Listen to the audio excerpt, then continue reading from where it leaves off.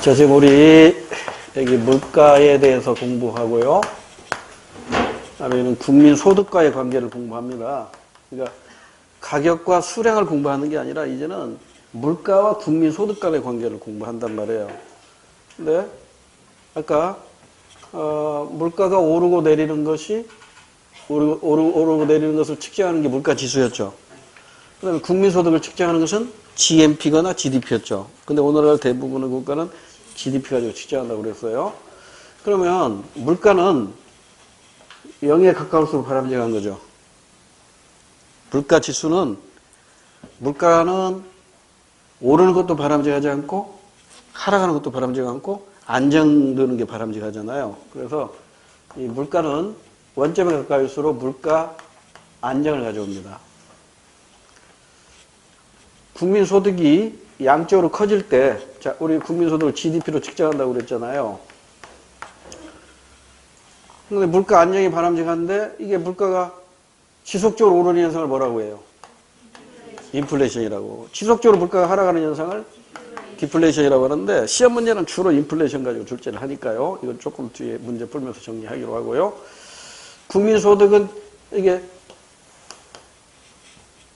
총수요와 총공급에 의해서 여기 이꼴점에서 물가 수준도 결정이 되고 국민소득 수준도 결정되잖아요. 그러면 이 국민소득 수준이 증가하면 증가할수록 우리를 뭐라고 표현하죠? 이걸 경제 성장이라고 표현한단 말이에요.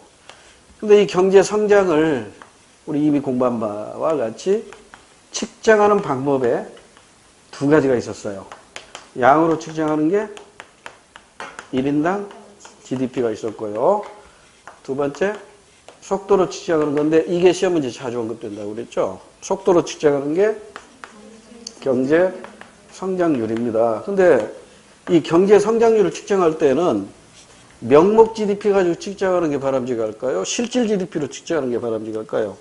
그렇습니다. 실질 GDP로 측정해야 비교가 용이하단 말이에요. 그래서 이 경제 성장률을 다루는 말로는 실질 GDP 가지고 측정하기 때문에 실질 GDP 증가율이다 이렇게 얘기를 해요. 이것도 차차 우리가 다시 공부를 해야 돼요. 그러면 이제 거꾸로 경제 성장이 이렇게 거꾸로 가면 어떻게 돼요? 경기 침체죠. 그러면 경제가 성장할 때는 이게 취업률이 높아지겠지만 경기가 침체에 빠지면 실업률이 높아지겠죠. 그래서 이제 이 취업과 실업률의 관계, 뭐 고용률이나 취업률이나 실업률이나 경기활동 참가율이나 이런 내용과 관련된 내용을 또 정리를 해야 돼요.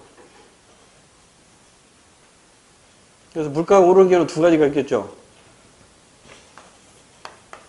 총수요가 증가하면 물가가 오르죠. 그러죠? 이것을 수요 견인 인플레이션이라고 해요. 또 하나는 공급이 감소하면 물가가 오르겠죠. 이걸 비용 상승 또는 비용 인상 인플레이션이라고 해요. 근데 시험 문제는 주로 비용 측에서 출제를 해요. 비용 인상 인플레이션 가지고 이러한 내용들을 앞으로 문제 풀면서 다시 복습하는데 우리 문제 28쪽에 국민경제 2에서 첫 번째 나와 있는 게 요것하고 요것과 비교를 소개해놨죠. 그래서 이 비교는 이렇게 알아두시면 돼요. 폐쇄경제라면 즉 다른 나라와 수출 수입을 전혀 안 하는 나라라면 그 나라 안에서 생산된 것이 그 나라 국민이 생산한 거죠. 다시 GDP는 한 나라 영토 안에서 생산된 최종 생산물을 화폐로 표시한 거죠. 물론 1년 동안이니까 유량의 개념이라는 거 아시겠죠. 그 다음에 GNP는 뭐냐면 그로스 내셔널 프로덕트거든요. 그 나라 국민이 1년 동안 생산한 최종 생산물을 화폐로 표시한 거예요. 그러니까 차이점 뭐예요? 영토주의냐 속인주의. 그 나라 국민을 기준으로 하는 그 차이란 말이에요. 근데 오늘날 기준은 여기 있다고. 그렇지만 시험 문제에서는 이 두 가지를 비교하기도 해요. 그래서 그 비교했을 때 우리가 맞추기 위해서 폐쇄경제라면 그 나라 영토 안에서 만들어진 것이 결국은 그 나라 국민에 의해서 만들어진 것이니까 이게 일치하겠죠. 근데 오늘날 폐쇄경제는 없단 말이에요. 그래서 이게 경제가 개방이 되겠죠. 경제가 개방이 되면 이게 이제 두 개의 모습으로 이렇게 변해요. 얘하고 이렇게 변한다고. 그래서 자, 역시 왼쪽을 GDP라고 합시다. 국내 총생산.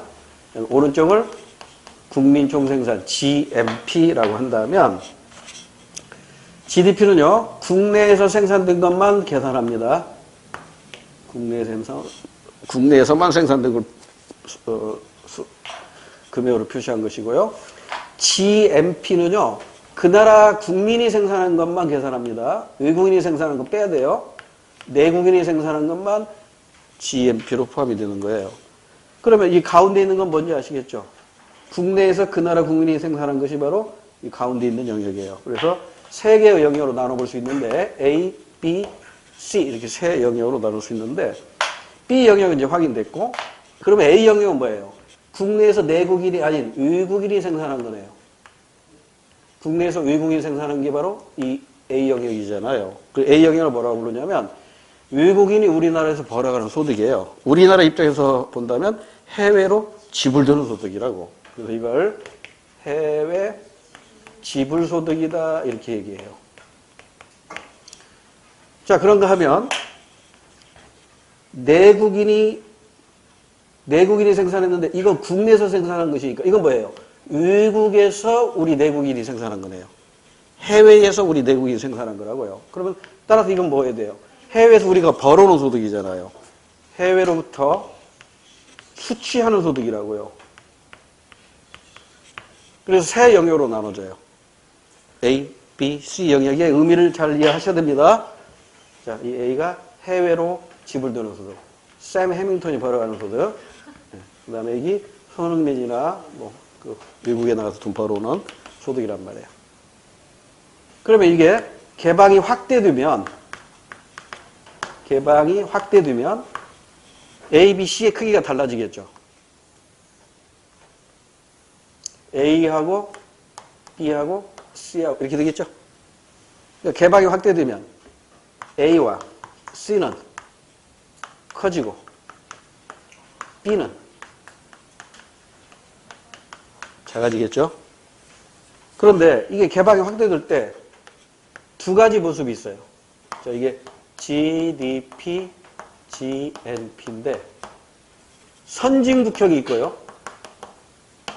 후진국형이 있어요.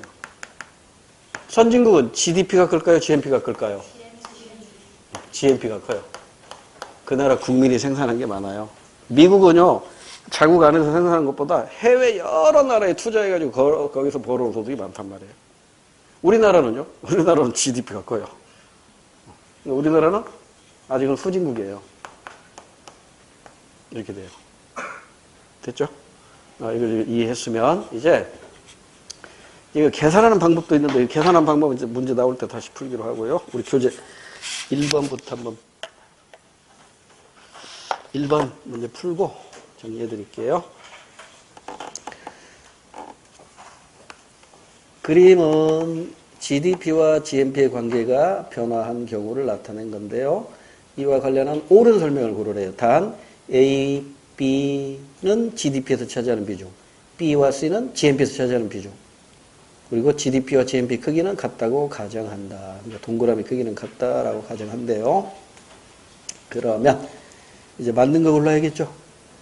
옳은 설명 고르라고 했으니까 내국인의 국내 소득이 GDP를 차지하는 내국인의 국내 소득이 GDP에서 차지하는 비중이 커졌다. 내국인의 국내 소득은 B죠. B 작아졌잖아요. 땡. 2번 내국인의 해외 소득 C죠. C. GNP에서 차지하는 비중은 작아졌다. 커졌잖아요. C 커졌어요. 3번 A가 뭐예요? 해외 지불소득. 그러니까 외국인이 우리나라에서 벌어가는 소득이죠. A는 내국인의 해외 소득이 GDP에서 차지하는 내국인의 해외 소득이 GDP에서 차지하는 비중으로 몇 맞네? 잠깐. 내국인의 해외 소득이 C죠, C. 3번 땡? 그럼 4번이 정답인가 보네요. 세계화와 이 그림의 변화를 초래한 요인 중에 하나라고 할 수 있다. 맞죠? 세계화. 경기가 개방이 될수록 A와 C는 커지고 B는 작아지니까요. 정답은 4번입니다. 2번 문제. 옳은 설명을 고르래요. 한 국가 내에서, 거기 A, B, C가 있네. A는 한 국가 내에서 실제로 이루어진 모든 생산이고요. B는 정부가 조사해서 발표한 것이고, C는 조사 발표에서 빠진 거네. 오라, 이게 무슨 얘기일까? 자, 이것도 잠깐 설명을 듣고 갑시다.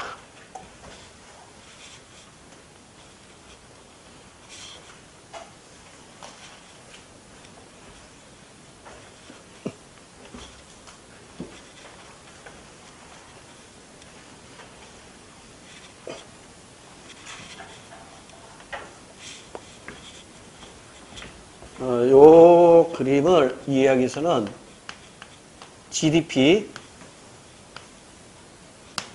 국내 총생산, 계산 방법을 알아야 되고, 이 계산 방법의 한계를 또 알아야 이 문제를 쉽게 풀 수가 있어요. 계산 방법 3가지가 있죠. 이 중에서 시험 문제에서 가장 많이 활용되는 게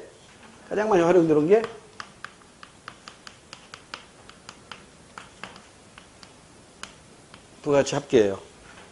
생산 단계별로 가치가 증식된 부분을 다 합치면 돼요. 두 번째, 세 번째는 같은 표현인데, 같은 의미인데, 표현만 약간 달리한 거죠. 이렇게 할까요? 최종 생산물의 합계. 이렇게 계산하기도 하고요. 이 최종 생산물을 이렇게 표현할 수도 있어요. 총 생산물에서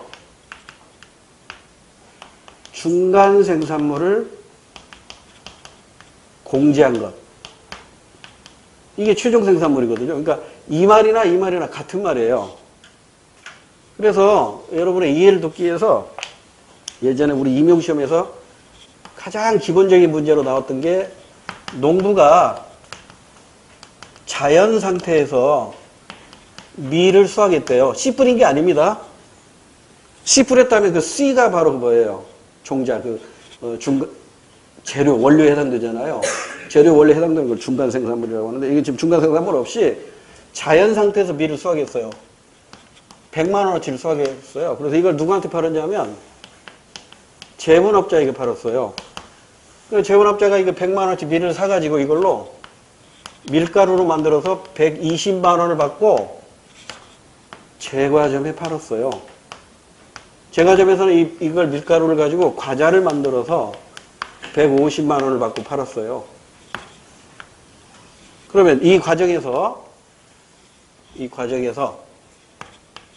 각 생산 단계별로 생산한 것을 전부 더하면 그게 바로 총 생산물이 되는 겁니다. 총 생산물은 얼마예요? 370만 원이에요. 그런데 이렇게 생산하기 위해서는 과자의 원료, 밀가루, 밀가루 원료, 밀이 들어가야 된단 말이에요. 그래서 이게 소비자에게 직접 소비된 걸 우리는 최종 생산물이라고 하고요. 최종 생산물을 제외한 원료나 재료에 해당되는 걸 모두 묶어서 중간 생산물이라고 해요. 그러니까 같은 말이죠.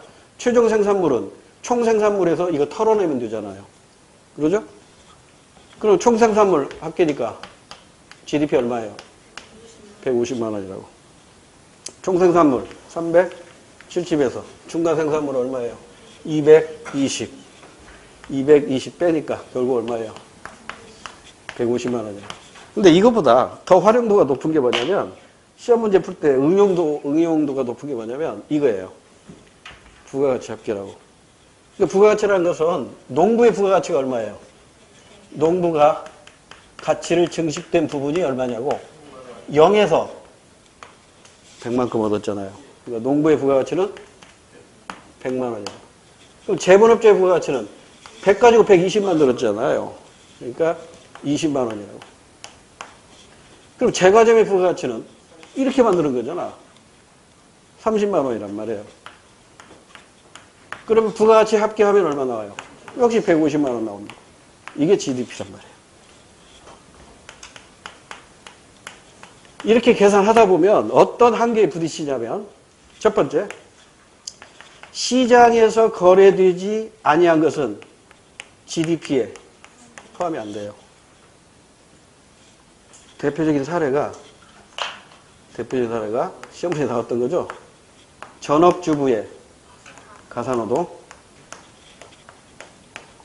가사도우미의 가사노동은 노동시장에서 거래되는 거잖아요. 그러니까 그 가사도우미의 소득은 GDP에 포함이 되지만 전업주부의 가사노동은 이게 시장에서 거래되는 게 아니잖아요. 그러니까 일하고도 가사노동에 대한 대가를 계산할 수가 없어요. 전업주부. 그러니까 집에서 하는 일이 얼마나 많아요. 그러잖아요. 밥 짓고 빨래하고 설거지하고 청소하고 이거 엄청난 노동력이거든요. 근데 이거 GDP에 포함이 안 된다고. 두 번째는 시장에서 거래가 되었다 하더라도 그게 중고거래라든가 암거래라면 이거 GDP에 포함이 안 돼요. 왜냐하면 암거래는 당연히 알 수 없기 때문에 GDP에 포함이 안 되는 거고, 그러니까 마약 밀수라든가 무기 밀수라든가 이런 거 GDP에 포함이 안 되고, 그다음에 중고거래라는 건 뭐예요? 이를테면 중고자동차 작년에 생산된 걸 올해 내가 샀어요. 그러면 작년도 GDP에 이미 포함이 된 거죠. 올해는 그냥 소유권만 이전하는 것이지 새로운 부가가치가 증가한 건 아니잖아요. 그래서 신축 아파트도 올해 분양받았으면 올해 GDP에 포함이 돼요. 그런데 이제 5년 된 아파트를 내가 올해 구입을 했어요. 그것은 GDP에 포함이 안 되죠. 그냥 소유권만 옮기는 것이지 새로운 부가가치가 있는 건 아니잖아요. 그런 이제 한계가 있어요. 그 다음에 GDP의 크기로 인해서 복지 수준을 알 수가 있는 건 아니에요. GDP가 크다고 복지 수준이 높다? 그건 아니에요. 지금 GDP 규모만 놓고 보면 중국이 굉장히 높아요. 근데 이제 1인당 GDP는 중국이 $10,000 수준밖에 안 돼요. 우리나라 한 3분의 1밖에 안 되잖아요. 그럼 우리나라가 중국보다 더 복지 수준이 높냐? 이렇게 판단하기도 어려워요. 방글라데시 같은 경우가 세계에서 가장 그 GDP가 낮거든요. 근데 행복도는 그들이 가장 높거든, 사실. 그래서 이 복지 수준이라는 게 GDP 가지고 판단하기는 어려워요. 또 다른 지표가 있는데 그 시험 문제 안 나오니까 무시할게요. 그 다음에 소득 공평분배, 소득의 공평분배. GDP가 높다고 해서 공평분배고 GDP가 낮다고 해서 불공평분배고 이것도 알 수 없어요.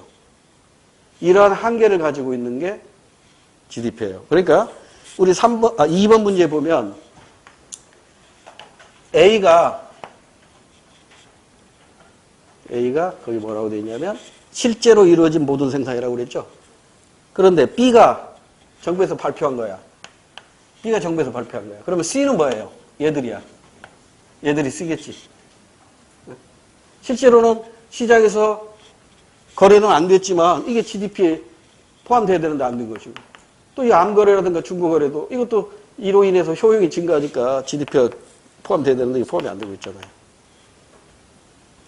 그러면 A, B, C의 영역을 이제 아셨죠? 그럼 이제 다시 문제로 올게요. 1번 A에는 외국인이 국내에서 생산한 것이 포함된다. 당연하죠. 당연히 포함되지. GDP니까. 그 다음에 B에는 국내에서 사용되는 수입품이 포함된다. 땡. 그럼 1번이 정답이네. 수입품은 GDP에 포함될 수가 없어요.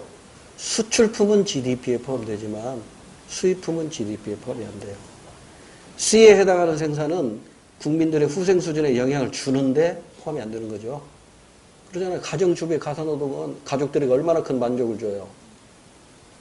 그래서 후생 수준에 영향을 미치지만 GDP 계산에서 제외되는 것이죠. 그 다음에 지하 경제의 규모가 클수록 C가 커지겠죠. 암거래 이런 것들이 지하 경제니까. 그래서 A에 대한 B의 비중이 증가하는 게 아니라 A에 대한 C의 비중이 증가합니다. 자, 3번은 GDP 증가율입니다. GDP 증가율 이퀄 경제 성장률입니다. 이때 GDP는 실질 GDP를 의미합니다. 실질 GDP 증가율. 그래서 자, 이게 이제 우리 경제 정보 시간에도 한번 말씀을 드렸었죠. 비율하고 변화율의 차이 말씀드렸었죠. 그거 가지고 이제 응용해서 이런 문제 풀어 나가시면 됩니다.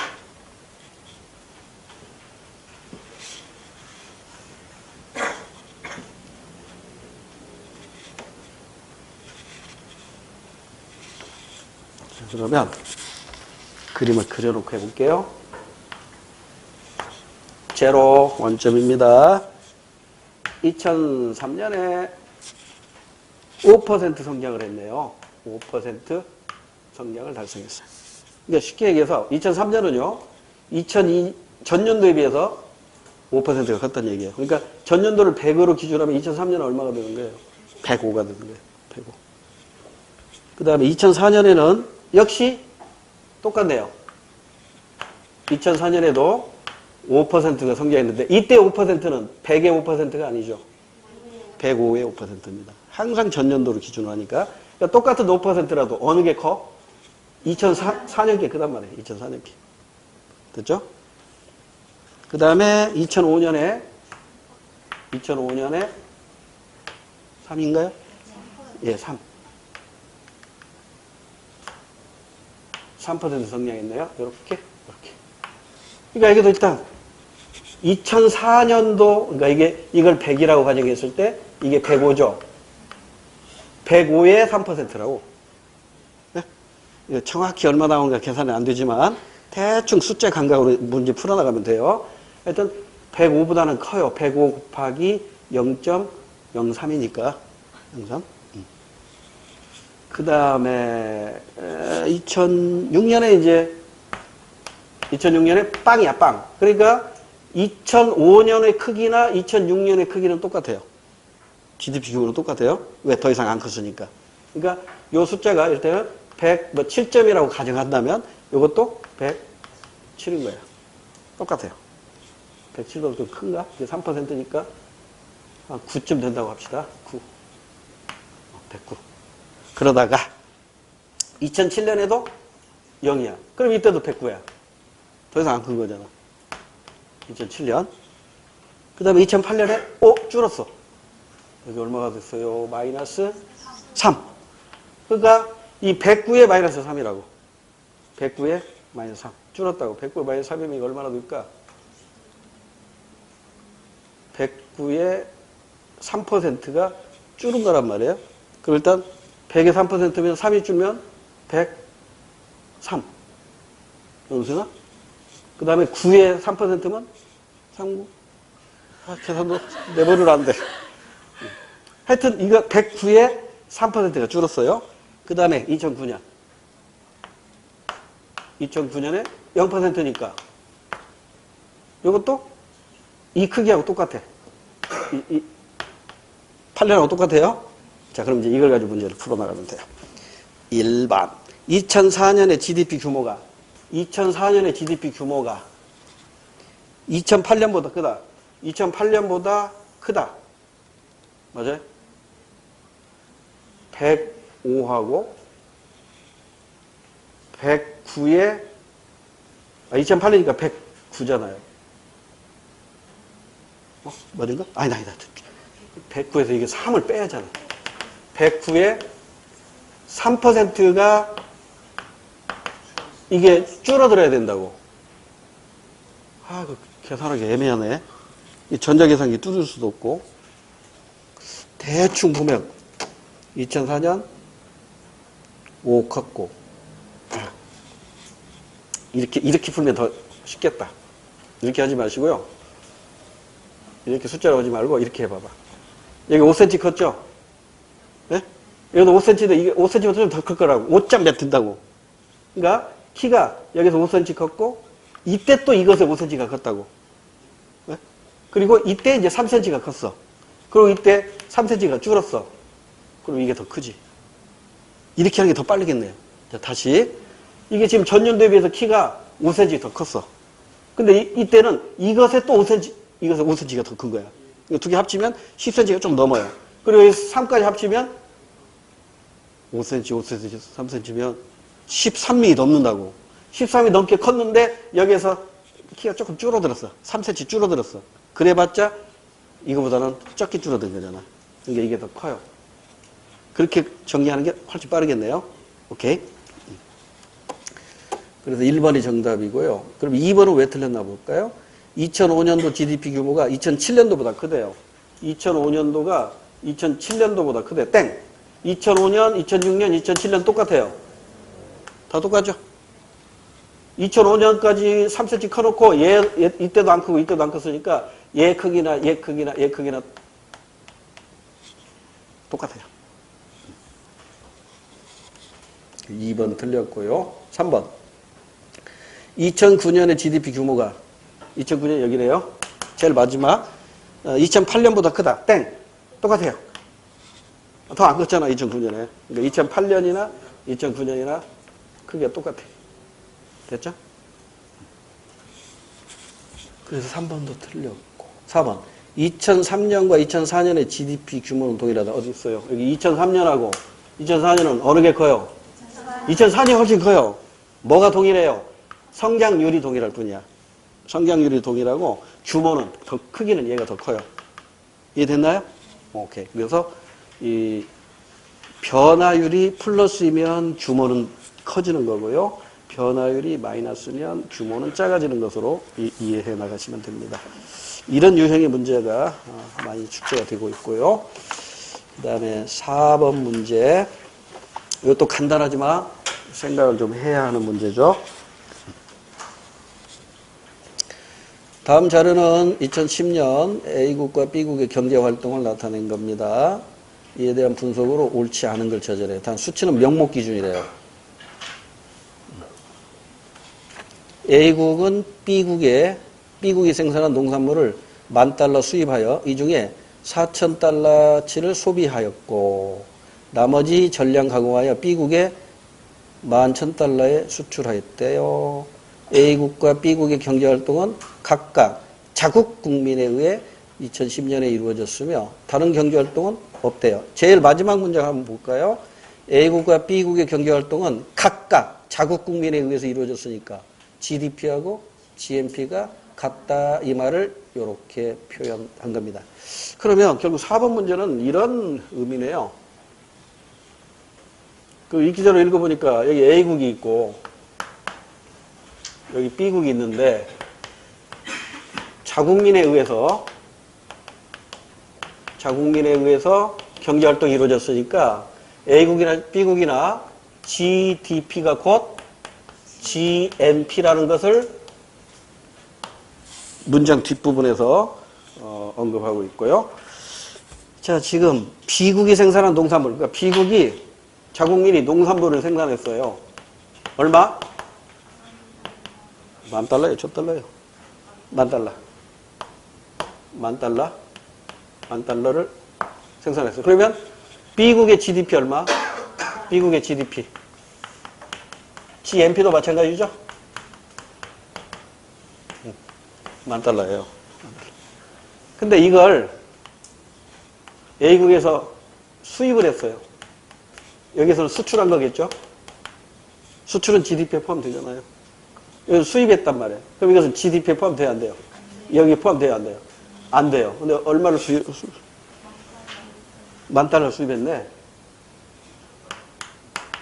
10,000달러를 수입해가지고 이 중에 이제 여기가 출제 포인트 중에 하나예요. 4,000달러는 소비. 아하. 소비는 4,000달러 소비했고, 그러면 나머지는 가공해서 수출했어. 나머지는 가공해서 수출했는데, 그러면 나머지는 결국은 6,000달러죠. 6,000달러를 가공해가지고, 이때 수출은 얼마 했다고 나왔어요? 11,000달러 했대요. 11,000달러에 수출했어요. 그러면 GDP, 여기서는 뭘 가지고 계산해야 돼요? 부가가치 합계로 계산해야죠. 6,000달러 가지고 11,000달러를 만들었으니까 부가가치는 얼마예요? 오케이. 부가가치 5,000입니다. 따라서 A국에서는 GDP도 5,000이고 GNP도 5,000이에요. B국은 GDP 10,000달러, GNP 10,000달러 이렇게 되네요. 이게 포인트라고 이게. 이게. 자, 이렇게 현혹시키기도 해요. 아까 농부가 밀 100. 제분업자가 밀가루 120. 제과점에서 과자 150. 이렇게 사례를 들었죠? 그리고 이것을 이렇게 찢어. 어떻게 찢냐면 국내 소비 90. 수출 60. GDP 얼마? 이거 의미 없다니까? 그냥 150이야. 출제했는데 이거 살짝 이렇게. 이 중에 90은 국내에서 소비하고 60은 수출했다. GDP는. 이렇게 구분할 필요 없다니까, 이거요. 전부 GDP가. 근데 이제 이걸 조심해야 돼. 뭘 조심해야 되냐면,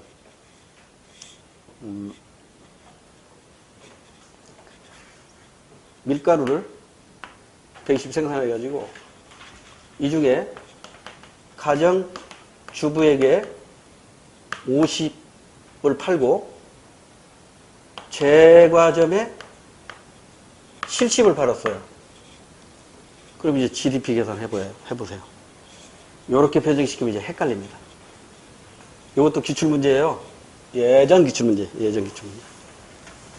자, 그러면 최종 생산물 얼마? GDP를 그냥 최종 생산물로 일단 계산하니까 최종 생산물 얼마? 얘 최종 생산물이죠. 얘도 최종 생산물이죠. 그럼 GDP 얼마? 200이 되는 거예요. 이해됐어요?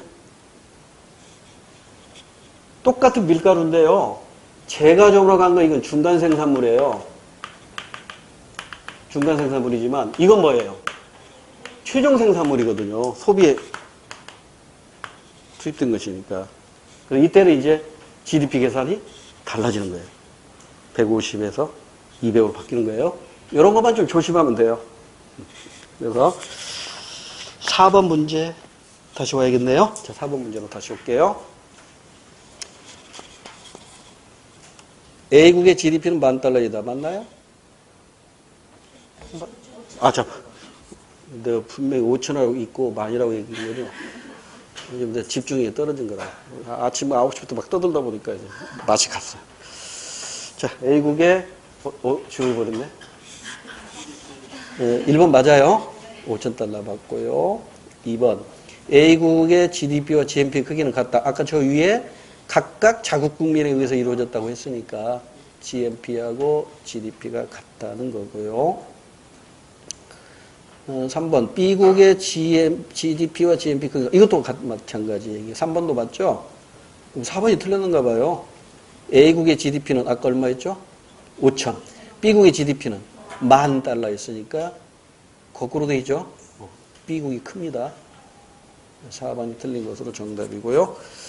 5번 문제. 폐쇄 경제인 각국에서 일정 기간 1년 동안 발생한 경제활동이다. 이에 대한 설명으로 옳지 않은 것. 종자업자가 중간 생산물 투입 없이 밀 종자를 생산하여, 그러니까 밀 종자를 주운 모양이죠. 그냥 자연 상태에서 획득한 거겠죠. 80만 원에 농부에게 팔았대요. 그럼 이제 종자업자의 부가가치가 80만 원이죠. 그럼 이제 농부의 부가가치는 얼마예요? 이걸로 밀을 생산해가지고 200만 원에 팔았으니까 120. 자, 한번 써볼까요? 종자업자 부가가치 value add 부가가치 80. 그 다음에 농부 부가가치 100인가요? 80 가지고 200 만들었으니까 120. 그 다음에 제분인가요? 제분은 200 가지고 300. 그러니까 100이고. 그 다음에 제빵인가요? 제빵은 300 가지고 450 만들었으니까 150이고. 그럼 이걸 전부 더하면 GDP가 나오겠죠. 얼마예요? 200, 300, 450. 이게 GDP겠네요. 1번. GDP와 GNP는 450만 원으로 같다. 왜 같죠? 폐쇄 경제라고 했잖아요. 1번 정답. 정답이 아니구나. 옳지 않은 거 찾아야 돼요. 종자업자의 부가가치는 80만 원 맞나요? 종자업자 80만 원. 맞아요. 아직 틀린 거 안 나왔고요. 중간 생산물의 가치를 모두 더하면 얼마예요? 이게 최종 생산물이고, 이게 중간 생산물이니까. 중간 생산물 더하면 300이죠? 300. GDP 규모보다 작다. 450보다 작다. 맞네? 잘못됐죠? 이게 지금 부가가치잖아요. 지금 부가가치에서 이렇게 하면 안 되지. 집중했더니 이렇게 헤맨다니까. 자, 다시. 아까 80, 그 다음에 200, 이게 지금 중간 생산 말이에요. 300. 그 다음에 마지막이 450이죠.